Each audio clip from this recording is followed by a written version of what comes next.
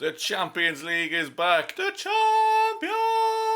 Please don't watch that back. The Champions League is back, ladies and gentlemen. Liverpool this evening take on the Burnley of Europe in Atletico Madrid under the lights at Anfield in what will hopefully be Alexander Isak's debut for the Reds. I'm going to take you through everything you need to know before the game this evening, a bit of injury news on the Atletico side, a bit around the team selection for us, a bit about Alexander Isak, this man right here, Alexander Isak, again. I have to say it again. Alexander Isak is going to make his Liverpool debut this evening. Hopefully. Let's jump straight into it anyway.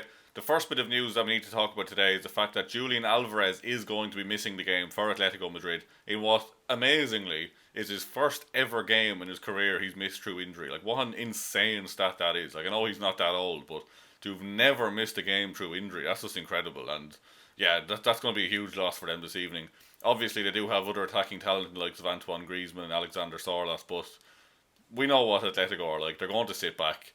They're going to just play every trick in the book. They're going to frustrate us. They're going to tackle us. They're going to foul us. They're going to everything just to be an absolute pain in the arse. Let's be honest here. So we're looking forward to that. That should be good, especially with them missing one of their best attackers. They're going to be sitting back even more. Yeah, it's going to be fun, isn't it? Like, it's just going to be. If we get a goal early, I think the game could be open. But if we don't, it could be a very frustrating game to watch. But let's hope the attacking threat that we have is enough to break down that defence. In reaction to that Alvarez news, actually, we have an Atletico Madrid fan here tweeting. He said, "Bro, Liverpool are not ready. We won't even try to cross the halfway line. I'm dead serious. Liverpool thought Burnley was bad. Simeone will prove there are levels to this beautiful game." And I have to respect that. At least they're self-aware, in fairness. At least they know that's exactly what their game plan is going to be. So looking forward to that. Hopefully not quite as bad as the Burnley game. Hopefully a bit more expansive football played and a few more goals. But prepare yourself. Strap in. It's going to be a long night, I think. As I mentioned, of course, Alexander Isak is set to be in the squad, or we hope so anyway. Arne Slot was speaking about it yesterday. He basically said that other than the fact he won't play 90 minutes, he can't confirm what's happening, other than the fact he will definitely not play 90 minutes. So based off what he did for Sweden last week and the amount of training he's been doing, I'd imagine we'll see him for at least 20-25 minutes. Hopefully 30 or maybe even a full 45 if he comes on a half time maybe. But there's some people wondering, like, will he start? I don't think he'll play long enough to start, because I think it'll be a bit anticlimactic to start him and take him off at half time. But two, can you imagine, just for the psychology of that, for Alexander Isak, stand up off the bench, look around at the stands around Anfield, under the lights, Champions League, just getting standing ovations, the applause, just imagine that. Imagine that moment for him where he just gets the call, stands up, pulls off the top, puts on his jersey, and then just looks around, takes it all in. That's going to be an incredible moment for him. Obviously, as well, we are excited at the possibility of possibly seeing Florian Wirtz, Hugo Ekitike, Alexander Isak, and Mohamed Salah on the pitch at the same time. How likely is that? I don't know, to be honest. I know we have that on the thumbnail, but that has to be the exciting part, doesn't it? Like, just think of the four of them on the pitch all at once. I pray to God we see it tonight. I'm not optimistic, but we might see it. But can you just imagine the absolute carnage? Ekitike coming in off the left, Isak up front, Salah coming in off the right, and Wirtz feeding in balls from behind them. It's just incredible. Like, just look at the attacking talent we have at this football club. It's just such a transformation. Like, we've seen Arne Slot talking about wanting to be more like PSG, or that's kind of what the journalists have been reporting in the attacking fluidity. Like, that is just incredible depth. Like, I know we don't have a huge amount of actual players, but the four options there is just absolutely ridiculous. I can't wait to see them all on the pitch at once. Maybe not this evening, but at some point we will, and I am here for it. I'm absolutely ready for it. Another debate that's been going around Liverpool fans is whether Milos Kerkez or Andy Robertson should be starting this game. Personally, I would go Andy Robertson generally, but Everton half 12 on Saturday. Do you want Milos Kerkez starting that game when he's a little bit overzealous, let's say? He's a little bit too much energy at times. Like, he needs to calm it down slightly, but I'd rather Robertson against Atletico. I've just talked myself out of that one now. No, I want Kerkez starting this evening and Robertson starting the derby, because I think if Atletico are going to sit back, we don't need as much defensive stability. We can have Kerkez and possibly Frimpong on the other side just bombing up and down the wings, putting in balls to likes of Ekitike or Isak, just for, if we're trying to break down a low block, maybe a cross is the way to go. So I would say, yeah, get Kerkez in this evening, get Robertson in on Saturday for a bit more defensive stability and a bit more discipline. I don't want to go in on Kerkez because obviously, like, he's new and he's young, but he does need to calm it down slightly, and I think he's a risk of getting sent off in a game like the one against Everton on Saturday. So yeah, tonight I would go Kerkez on the left and then I go Robertson on Saturday. The right side of our defence is obviously a tricky one too, because Szoboszlai has been so good there, but then you have to get Frimpong and Bradley back in. I don't think Szoboszlai is going to be our starting right back for the whole season. He's a good option to have there. Or if your aim is to get Szoboszlai on the pitch, but the midfield is already filled up with McAllister, Gravenberch and Florian Wirtz, then obviously it's a good option to put Szoboszlai at right back. But in this game, I think we will see Conor, Bradley or Frimpong.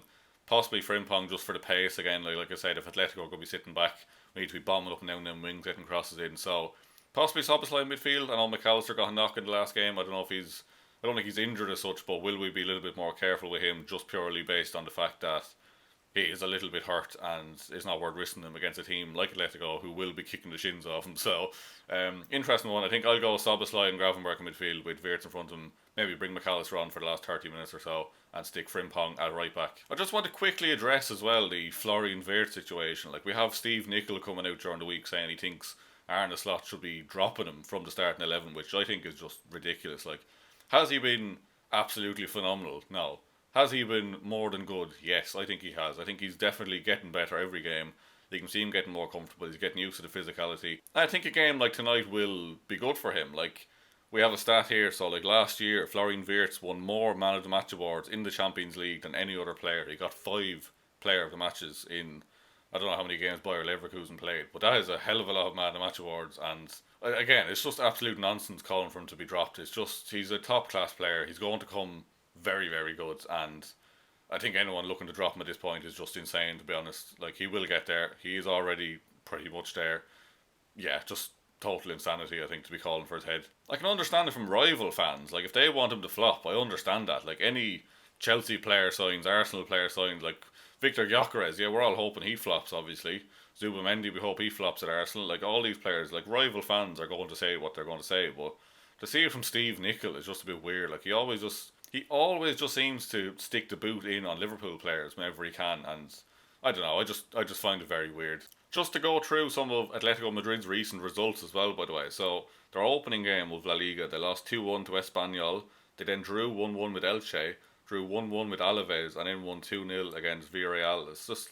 It's 4 points from 4 games, like, and they're missing one of their best players this evening, so I really, really do expect him to just sit back and hope for a draw or maybe a goal towards the end if they can get a counter-attack. But I'm really confident about this evening. I think the attacking talent we have, the fact they're missing Alvarez, the fact it's at Anfield, the fact that Atletico Madrid haven't been that good this season so far, I think we're in for at least a 2 or 3-0 win, I think. Depending on how the game goes, it could be a scrappy 1-0, but I think we will get over the line either way. I'm really hoping for an early goal just to open the game up a bit more. And I think if we get one early, we'll get another 1 or 2 fairly easily as well. So I'll go 2-0. I won't go as far as 3-0 like Craig did. I'll go 2-0 for this one. Just before I finish up as well, I just wanted to bring up a tweet that we shared on the Anfield Agenda Twitter account, or X as it's known nowadays, from Edgy Eduardo V6, who said, "Unfortunately, we got the tragic news that a good friend of mine, Keane Broadhead, sadly passed away on Sunday. He was a huge Liverpool fan and was meant to go to the derby on Saturday as a present for his little brother Charlie, pictured below." I'll have that on screen now. "Hoping to arrange a minute's applause for Keane on Saturday in the 25th minute as he was only 25. If anyone has any contacts or just share this tweet, it would be more than appreciated." So, like he says there, like, it's a horrible situation, and if we could somehow organise that applause for him on Saturday, that would be fantastic. So if you could go over to our Twitter account and share that tweet, that would be much appreciated. It's a horrible situation. Like, 25 years of age is no age to die, and if we can do anything at all to help his friends and family by organising this minute's applause for him, then we will try our best to do that. So yeah, head over and give that a share if you can, please. That's all from me anyway on the Atletico Madrid preview. I might be back tomorrow depending on how the result goes. Look, if we win 2 or 3-0, I will be here tomorrow just to rub it in and gloat about the fact that I called it. But if we lose, I might disappear for a few days, we'll see. So all the best. Hit the subscribe button before you head out, hit the like button, all that stuff.